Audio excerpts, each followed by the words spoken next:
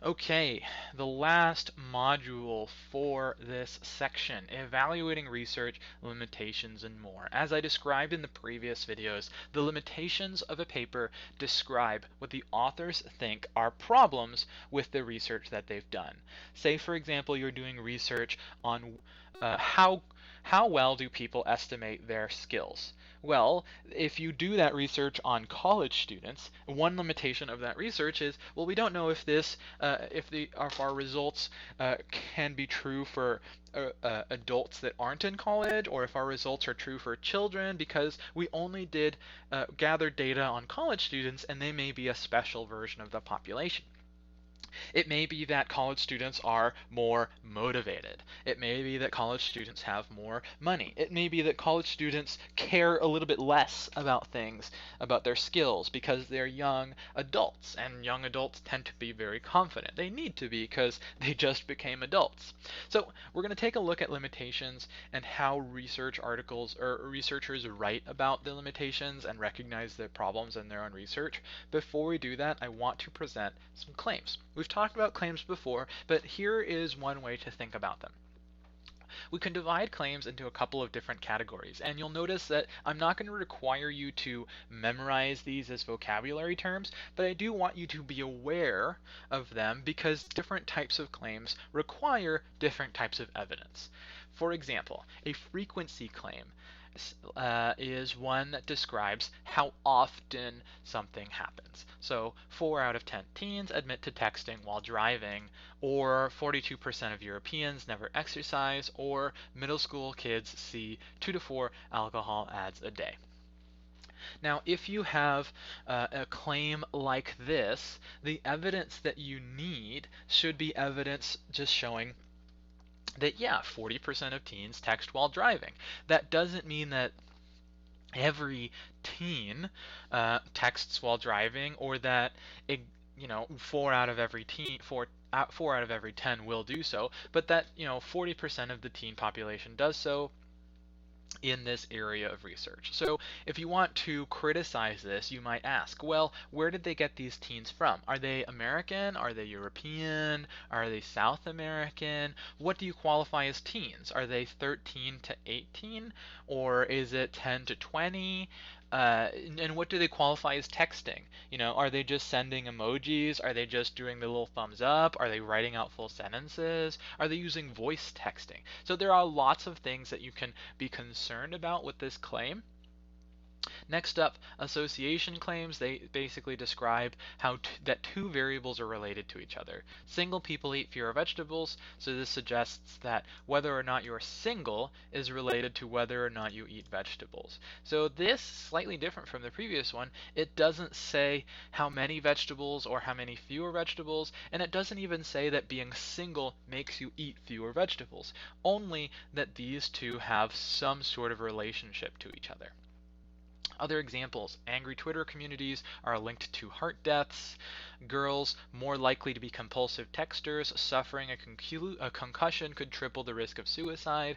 So again, these don't say that being a girl will make you text more, or that if you have a concussion, you're 3 times likelier to you will commit suicide, and that the concussion will be the cause of the suicide, but that these things are related to each other. So it could be that there are other things that cause these things. For example, that I know that women and girls have a higher interest in social activity and being connected to their peers. And so, because of that, they're more likely to be texters. That means that some girls may not be high texters, and some girls may be really high texters, but this kind of insinuates that that's definitely more so than boys on average. Lastly, we have causal claims. These say that one thing causes the other. Music lessons enhance IQ. So this is where you want to be careful, because this is not an association claim. You're not saying that people who take music lessons tend to have higher IQs. They are saying that music lessons cause higher IQ. Babysitting may prime brain for parenting. Family meals curb eating disorders.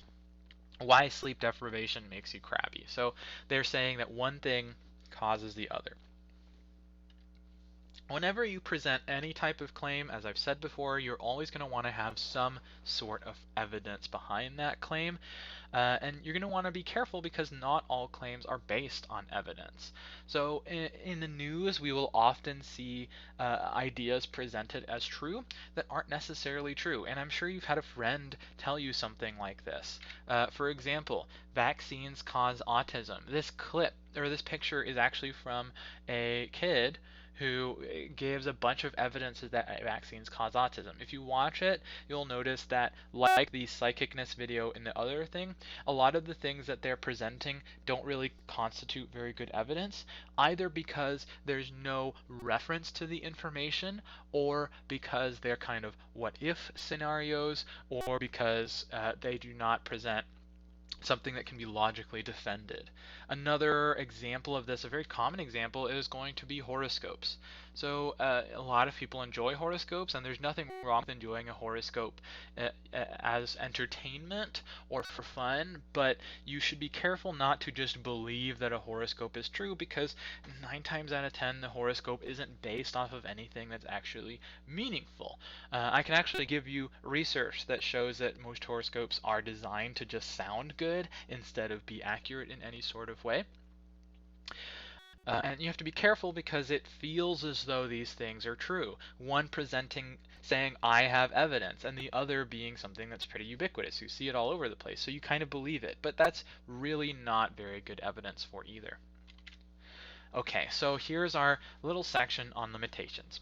A limitation is whenever a researcher describes a problem or a potential problem with their research. Like I said earlier, say in the 4 out of 10 teens admit to texting while driving, one limitation could be that we only gather data from teens from a certain high school or a teens in America. So the limitations section in a research paper will be a section dedicated to pointing out problems with the research. And usually the researchers will also include return arguments. So even though we only gather data on teens in this community, it's okay to think that this community represents the rest of the world, because this is actually a very diverse community. So it says the limitation, we don't have data from the rest of the world. However, it's not that bad because we have a very diverse community. A good way to tell if a paper is well written is often to check whether it has a limitation section and whether the limitation section has been well worked with. If you have concerns about research, you often want to check the limitation section to make sure that they recognized those concerns and provided some way to deal with them.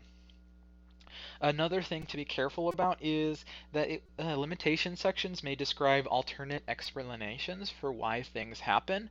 So it's important, again, as researchers, that we don't act always sure about ourselves, but instead we provide things that we can look to say, hey, well, this is possible, and this is possible, and this is possible. This is what we think, but these are the possibilities just for your own consideration. Okay, so I really hope that these tips for reading a paper have helped you understand how to access papers and understand them. And not just that, but they've given you the tools you need to be careful about research and science presented in general popular media. You always want to make sure you have evidence to back up your claims. You want to make sure that those bits of evidence actually have accountability to them. You can look at those bits of evidence yourself and make sure that whoever is presenting ideas is willing to say, hey, I might be wrong. These are the reasons why I don't think I'm wrong, but it's okay if I am wrong, because science isn't about being sure, it's about being accountable. Thank you so much for listening to this week's modules, and I hope you have a wonderful weekend. Take it easy, y'all.